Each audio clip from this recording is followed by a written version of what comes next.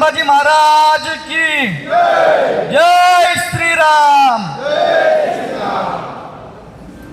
खरं तर आज जो अन्यायाविरोधात जो काही लढा आणि जी गोरगरीब शेतकऱ्यांना यूट्यूबच्या माध्यमातून P3च्या लाईव्हच्या माध्यमातून नाना, खरं तर नाना जेव्हा आम्ही आमच्या काकांना बोलत असतो, नाना नाना करत असतो, पप्पांचे जे आमचे भाऊ असतात त्यांना, खरं तर एक आमच्या या सातारा पश्चिम मराठा परिसरामध्ये एक नाना म्हणून काका, माझा MM नाना म्हणून मला भेटला. तसेच त्यांच्या माध्यमातून विजूभाऊ, त्याच्यानंतर विनोददादा झाले, वाईचे महेशदादा झाले, तात्या झाले, त्याच्यानंतर माझा भाऊ ब्रह्मा पैलवान झाले.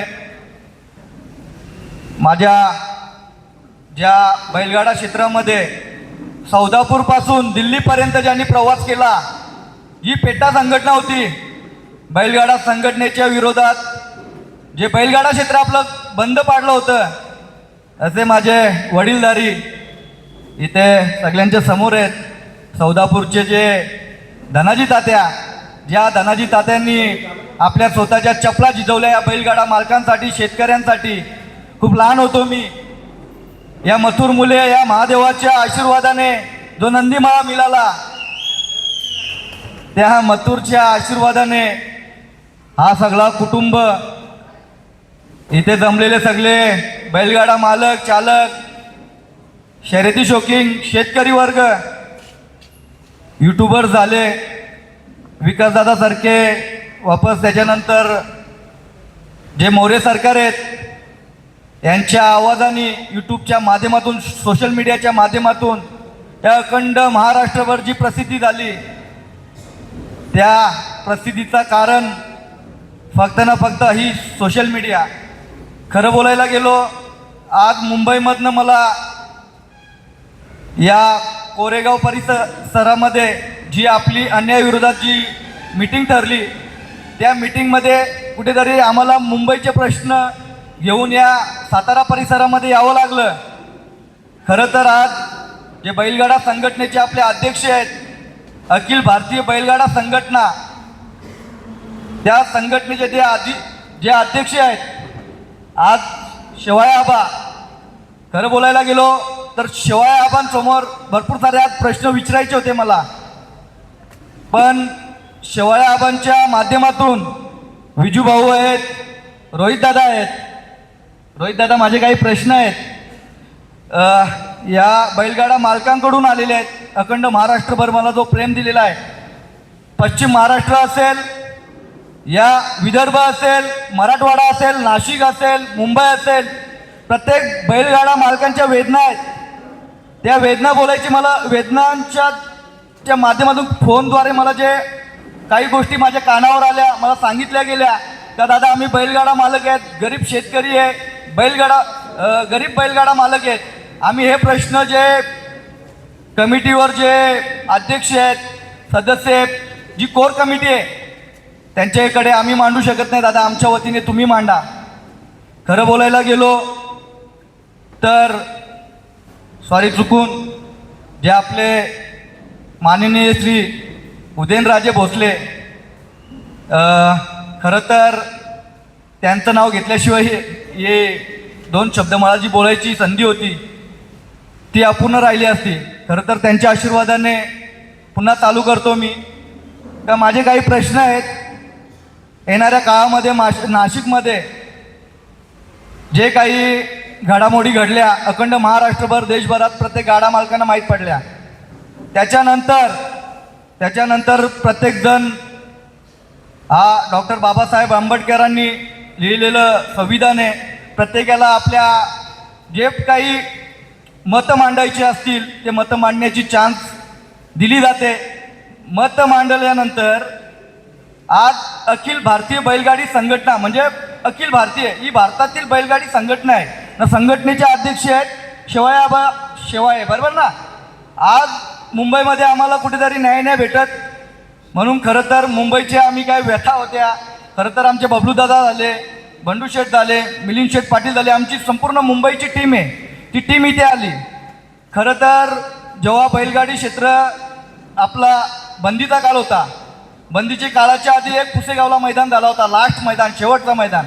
त्या शेवटच्या मैदानामध्ये सोन्या आणि राजा ही पेडगाववरनं मी 2 नंदी खरेदी केले होते. अक्षरशःने योगायोगाने बंदीचा काळ आला, त्या मैदानामध्ये त्या नंदीनी पहिले गट पास केला होता कडेनी, सेमी पास केला होता कडेनी, आणि फायनलला मला लगेच झुंपायला भेटली गाडी आणि 4 नंबर झाला. त्याच्यानंतर मी ती गाडी खरेदी केली.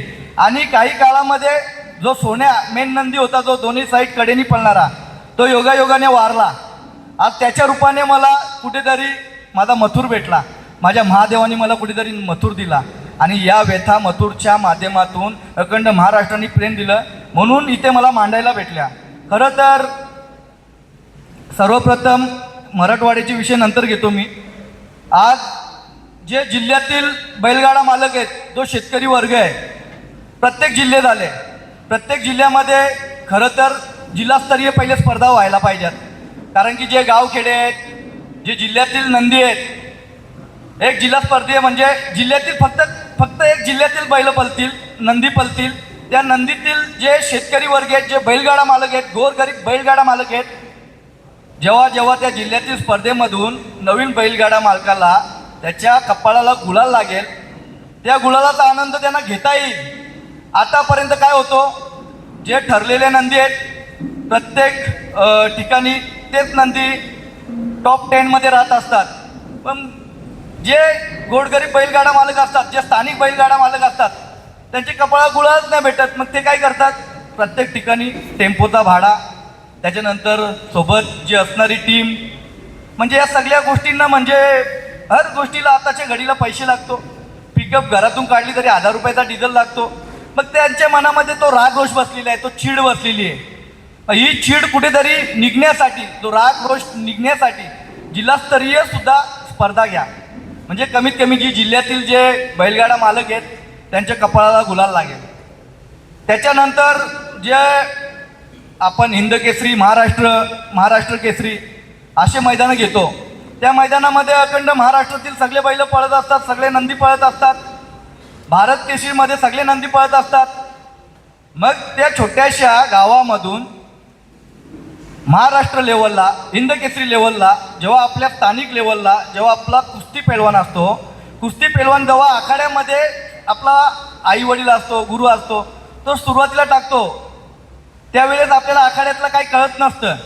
जेव्हा आखाड्यात आपण उतरतो, उतरल्यानंतर असती आपल्या गावासाठी खेळत असतो, नंतर शहरासाठी, तालुक्यासाठी, नंतर हिंद केसरी लेवलमध्ये महाराष्ट्र केसरीसाठी खेळत असतो. म्हणजे हे टप्पे आपल्या बैलगाडा संघटनेमध्ये हे बदल झाले पाहिजेत. जिल्हास्तरीय कशासाठी, तर गोरगरीब गाडा मालकाला त्याचा लाभ भेटेल.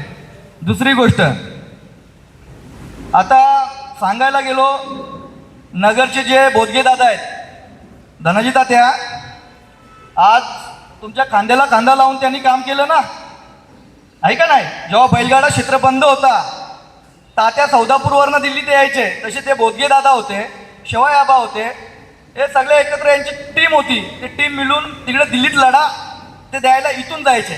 आज जे नगरवाले आहेत, तसंच आपले छत्रपती शिवाजी महाराजांची आई जिजाऊ मातेचा जिथे जन्म झाला आहे, बीड जिल्हा, त्या बीड जिल्ह्यातील तात्या, मला एक गोष्ट सांगा, ते बीड जिल्ह्याला बंदी आणली आणि नगरवाल्यांना बंदी आणली, त्यांचं कारण काय, मूळ कारण काय, पटतंय का?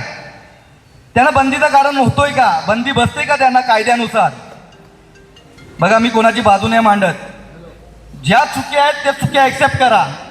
या छत्रपती शिवाजी महाराजांनी अखंड महाराष्ट्रभर, देशभरात लढा दिला, सगळ्यांना आपला देश स्वातंत्र्य केला, आपल्या मायमाऊलींनी वाचवलं, सगळ्या जाती जमाती सगळ्यांना एकत्र केलं ना. आज एखाद्या घरात बसलेल्या व्यक्तीकडून जर ह्या जातीपातीमध्ये, शहरांमध्ये विभागणी होत असेल, तर कुठेतरी थांबवण्याचं काम आपलं आहे ना.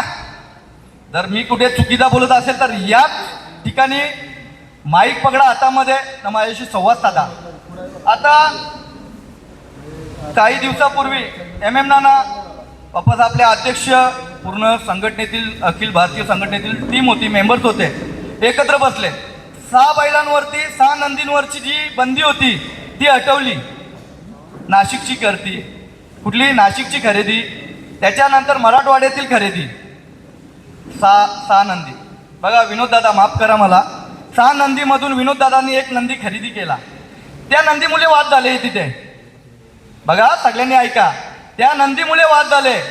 आज त्या नंदीला सुद्धा बंदी उठवली. मग त्या मराठवाडावाल्यांना, नाशिकवाल्यांना आज जे महाराष्ट्र केसरी आपण ठरवतो, महाराष्ट्रातील जर सगळे नंदी नसतील तर कशाला महाराष्ट्र केसरी किताब संबोधला जाईल? कशावरून संबोधला जाईल? खरं सांगा, संबोधला जाईल का? महाराष्ट्रातील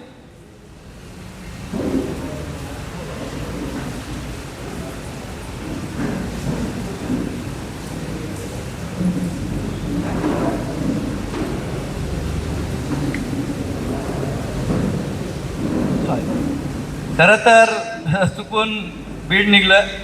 जिजाऊ मातेंचा जन्म, सँडी भाऊ माझे एक गुरुवर्य आहेत, जे बुलढाणा परिसरामध्ये, तात्या सॉरी कुठेतरी चुकलो मी, हां, शिंदगड राजा या ठिकाणी माझ्या मातेचा जन्म झालं होतं. त्या परिसरामध्ये कोणत्याही प्रकारची त्या बैलगाडा मालकांची, गोरगरीब शेतकऱ्यांची कोणत्याही प्रकारची चूक नव्हती. इथे बैलगाडा मालक सगळेच आहेत. तात्या, या सगळ्या सिनियर मंडळींचा मी आदर्श घेऊन बोलतोय. कुठे चुकत असेल, माझ्या हातात माईक आलाय, मी माणूस आहे, माणूस चुकतोच. चुकल्यानंतर जो माफी मागतो, 2 पाऊल मागे येतो, त्याला बोलण्याचा हक्क असतो. तर काही ठिकाणी म्हणजे काहीतरी संघटनेच्या माध्यमातून शिवायाबांच्या सोबत आम्ही त्यांचा आदर्श घेऊन नेहमी कार्यरत करत आलो. पण माझं मत असं आहे, जेव्हा बैलगाडा क्षेत्रामध्ये जेव्हा कुठेतरी गाड्या समान उतरतात, कधीतरी अन्याय होतो, मग त्याच्यावरती जी संघटनेचे जे मेंबर्स आहेत ते प्रत्येक ठिकाणाहून आहेत. ऐका नाही धनाजी तात्या आहेत, पुण्यामधून तात्या आहेत, वापस धनाजी तात्या आहेत, असे वापस रोहित दादा आहेत, आमचे विजू भाऊ आहेत, असे भरपूर सारे टीम आहेत. या सगळ्यांनी एकत्र येऊन कोणी एकाने डिसिजन नाही घ्यायला पाहिजे. म्हणजे एखादा व्यक्ती आता पेडगावला जेव्हा मथुर पळाला, XYZ, काही नियम असतील, काही अटी असतील, ज्या अटी नियम होत्या त्याच्या मान्यतेनुसारच मी पळत आलो आतापर्यंत. कुठे चूक झाली असेल तर चूक नंतर मी मान्य करून माझी चूक मी दुरुस्ती करत होतो, माफी मागत होतो तिथे. खरं तर कोणी एकाने डिसिजन नाही घेतला पाहिजे. म्हणजे सगळ्यांना एकत्र करा, सगळ्यांना एकत्र बसवा, सगळ्यांना एकत्र बसवून सगळ्यांनी ठरवा बाबा इथे अशा गाडा मालकाचा असा प्रॉब्लेम झालेला आहे, अशी चूक झालेली आहे. म्हणजे कधी कधी काय होतं, आमच्या काही ठिकाणी म्हणजे माझ्या बघण्याच्या दृष्टिकोनामध्ये असं झालं का काही लोकांना नंदी नाही भेटले म्हणून त्यांची चूक हातामध्ये भेटली तर त्यांना काहीतरी पेनल्टी लावा, त्यांना काहीतरी बाद करा, अशा सगळ्या घडामोडी घडतात. खरं बोलायला गेलो कुठेतरी मला असं वाटतं आपले जे अध्यक्ष आहेत, खरं तर अध्यक्ष एकदम मायालू आहेत ना, नेहमी मी त्यांचं नाव घेत आलो आहे का एक वडीलधारी म्हणून आहेत. पण कुठेतरी प्रत्येक टायमाला गांधीजी नाही बनायला पाहिजे. कधीतरी भगतसिंगचं पण रूप दाखवायला पाहिजे. तुम्ही आमचे आदर्श आहेत, आमचे वडीलधारी आहेत, तुम्ही आमचे कान पकडा, तुम्हाला अधिकार आहे.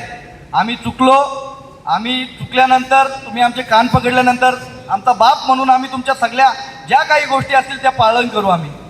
पण एखादा व्यक्ती जर हर वेळेस प्रत्येक ठिकाणी असा डायरेक्ट म्हणजे कब्जा दाखवायला जातो, काही संघटना मी हॅक केले याप्रमाणे दाखवली कुठेतरी अशी दिसते आपल्याला.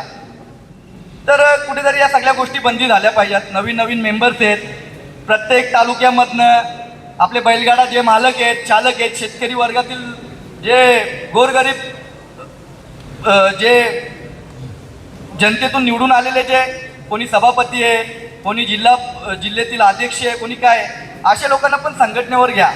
बॉडी जुनी आहे पण त्यांचा आदर्श घेऊन बाकीचे लोक काम करतील ना. तुम्ही सल्ला द्या आम्हाला, तुमच्या सल्ल्यानुसार आम्ही तुमच्या आदर्शानुसार बाकीचं काम करू ना. आज मुंबईमध्ये पहिली टाईममध्ये ठरलं होतं, आमचं फर्स्ट मीटिंग झाली, 2 वर्ष झाले या गोष्टीला. त्यावेळेस म्हणजे मुंबईमधली वेदना खरं तर माझ्या मुंबईमध्ये ठेवायला पाहिजे, इथपर्यंत नाही आणायला पाहिजे. पण अखिल भारतीय बैलगाडा संघटनेचे अध्यक्ष शेवाळे आबा आहेत, या आबांना मी कुठेतरी हे आमची मुंबई टीम पूर्णपणे इथपर्यंत पोहोचण्याचं कारण एकच आहे का, पहिली गोष्ट आमच्या मुंबईमध्ये तुम्हाला सांगतो, मुंबईमध्ये बिनजोडचं क्षेत्र 1 दिवसाला 3 मैदान होतात आता बिनजोडचे. 1 मैदानाकडून 5,000 रुपये घेतले जातात. म्हणजे कशासाठी का कुठे गोरगरीब शेतकऱ्यांवर अन्याय झाला. आता आमच्या मुरबाडमध्ये पाण्याची टंचाई होती, तर त्या पाण्याची टंचाई बैलगाडा संघटनेतून गेली. 1 दिवसाला 3 मैदान होतात, हप्त्याला 3 मैदान होतात असं पकडा. 1 मैदानाचे 15,000, 1 दिवसाला 3 मैदान होतात, 45,000 रुपये झाले 1 दिवसाचे. 3 मैदानाचे किती झाले? 45,000प्रमाणे 3 मैदानाचे झाले किती? XYZ, बरोबर आहे. 3 मैदानाचे पैसे, आमचं म्हणणं असं आहे का आतापर्यंत आपण जे पूजा केली, शर्यती चालू झाल्यानंतर जे पैसे गोळा झाले, आम्हाला पैशाची 1 रुपयाशी घेणं देणं नाही. पण जे पैसे जमा झालेले आहेत ते बैलगाडा मालकांचे आहेत ना, बैलगाडा मालकांचे पैसे आहेत का नाही. 5,000 रुपये जे जमा केले जातात ते बैलगाडांची हारजीत होते, त्या हारजीतमधनं जी कमिटी आहे, जे शर्यती ठेवतात त्यांच्याकडनं घेतले जातात, कमिटीमध्ये जमा होतात. मग आमचा मांडण्याचा अधिकार नाही आहे का विजू भाऊ? त्याच्यानंतर दरवर्षी कोर कमिटी वेगळी नियमाची, म्हणजे जे पदाधिकारी आहेत त्यांनी खूप काम चांगला केलेलं आहे काम, पण कुठेतरी नवीन लोकांना चान्स भेटली पाहिजे तुमच्या आदर्शांखाली. मग 1 वर्ष 2 वर्ष झाला, 1 वर्ष कुठेतरी काहीतरी घडामोडी झाल्या त्याच्यामुळे नाही झाल्या. मग दुसऱ्या वर्षाला जेव्हा आम्ही आवाज उठवतो, जेव्हा आमच्या वेदना तुमच्याकडे मांडतो, मग तुम्हाला राग नाही आला पाहिजे ना. तुम्ही डायरेक्ट फोन केला पाहिजे, हे राहुल पाटील कुठे मीटिंग लावायची नाही, तर यूट्यूबच्या माध्यमातून मी बोलतो तसा तुम्ही बोलायला पाहिजे. तू या मीटिंगला सगळ्यांना आम्ही बोलवतो, तुला हिसाब किताब देतो, तुला ज्यांना बैलगाडा मालकांना पाहिजे त्यांना हिसाब देतो, त्यांना नवीन पंच कमिटी स्थापना करायची आहे, नवीन जे मेंबर्स आहेत ते मेंबर्स लोकांना आपण घेऊन काम करू. या सगळ्या गोष्टी झाल्या पाहिजेत ना. हे लोक व्हॉट्सअप एक ग्रुप आहे आमचा बैलगाडा संघटनेचा, त्याच्यामध्ये काय टाकतात, किंग टाकतात. मग जे आमचे आपसीमधले वाद होते ते वाद आता मिटलेले आहेत, त्याच्यामध्ये त्या वादामध्ये काय करतात का आमचा वाद गेला, कुठेतरी लोकांना भावूक करतात, कुठेतरी संभ्रम निर्माण करतात.